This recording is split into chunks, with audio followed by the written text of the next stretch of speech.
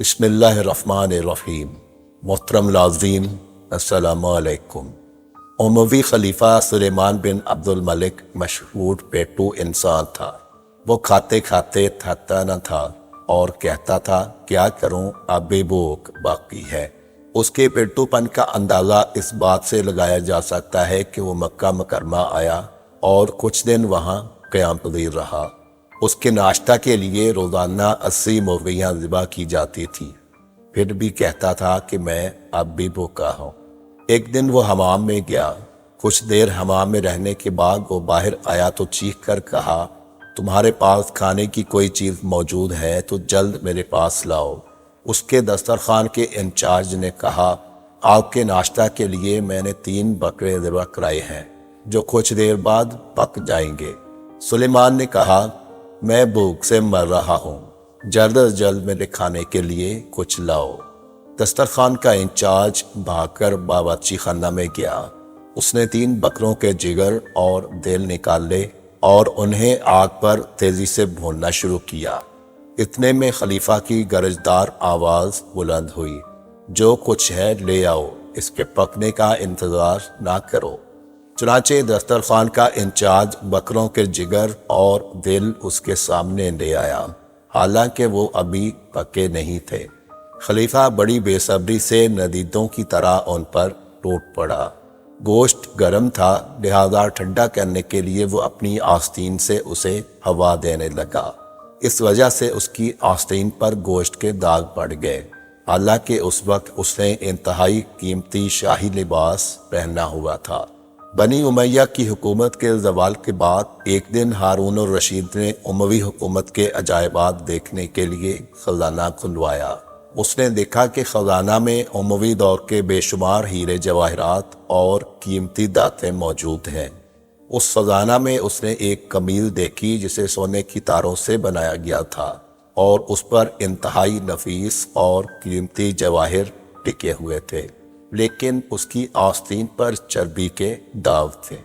हारून रशीद ने ख़ज़ाना के इंचार्ज से उसकी वजह पूछी तो उसने कहा, यह सुलेमान बिन अब्दुल मलिक की कमीज़ है। फिर उसने उसका सारा वाक़या बयान किया। मोहतरम नाज़रीन, हमें ये अक़ीदा रखना चाहिए कि सैरो सीराब होना भी खुदा के हाथ में है। अगर खुदा हमें सीराब ना करना चाहे तो हम 100 गिलास पानी पीकर भी प्यासे ही रहेंगे, और अगर हमें सीराब करना चाहे तो 1 गिलास हमारे लिए काफ़ी है। और ये कभी नहीं कहना चाहिए कि खाने से इंसान की भूख मिट जाती है।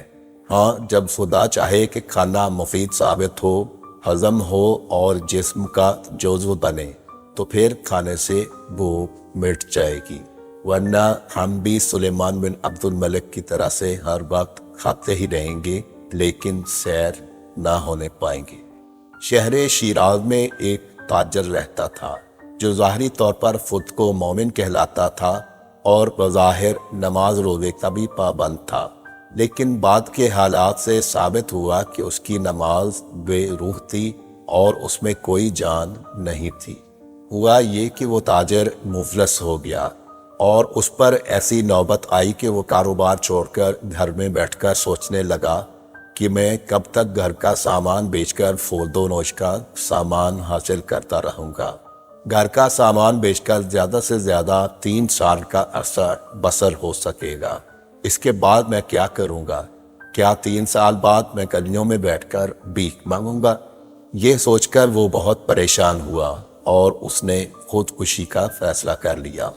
चुनाचे उसने कहीं से जहर हासिल किया और उसे खाकर अपनी ज़िंदगी का खात्मा कर लिया। ये ताजिर ज़िंदगी में बज़ाहिर नमाजी बनता था, लेकिन वो खुदा की क़ज़ा व क़दर का मुनकिर था। इसीलिए उसका खात्मा कुफ्र पर हुआ, क्योंकि अल्लाह की रहमत से मायूसी कुफ्र है।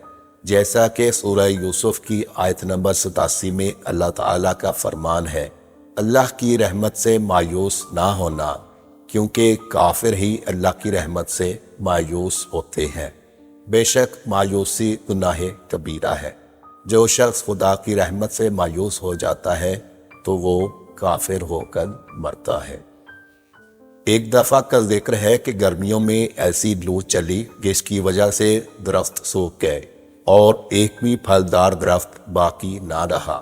ایک شخص نے جیسے ہی گرم لو کے جھونکے محسوس کیے تو اس نے اپنے گھر میں موجود ایک پھلدار درخت کو کپڑوں سے چاروں اطراف سے ڈھانپ دیا، جس کی وجہ سے وہ درخت جلنے سے محفوظ رہا۔ موسم آنے پر اس کے پھول کھلے، کچھ عرصہ بعد اس کا پھل پک کر تیار ہو گیا۔ اس شخص نے اس کے پھل کو اپنے دوستوں رشتہ داروں کے پاس بطور تحفہ بیچا۔ جس نے بھی پھل کھایا اسے پیچش شروع ہو گئی اور تھوڑے عرصے بعد مر گیا، لیکن جنہوں نے ابھی تک پھل نہیں کھایا تھا وہ بچ گئے۔ اس واقعہ سے لوگوں نے یہ نتیجہ نکالا کہ اللہ تعالیٰ نے گرم لو بھیج کر درختوں کو اس لیے خشک کر دیا تھا تاکہ لوگ ان کا پھل کھا کر وبا کا شکار نہ ہوں، اور یوں اللہ تعالیٰ نے چھوٹے نقصان کے ذریعے سے لوگوں کو بڑے نقصان سے بچا لیا۔ اجازت دیجیے، اللہ حافظ۔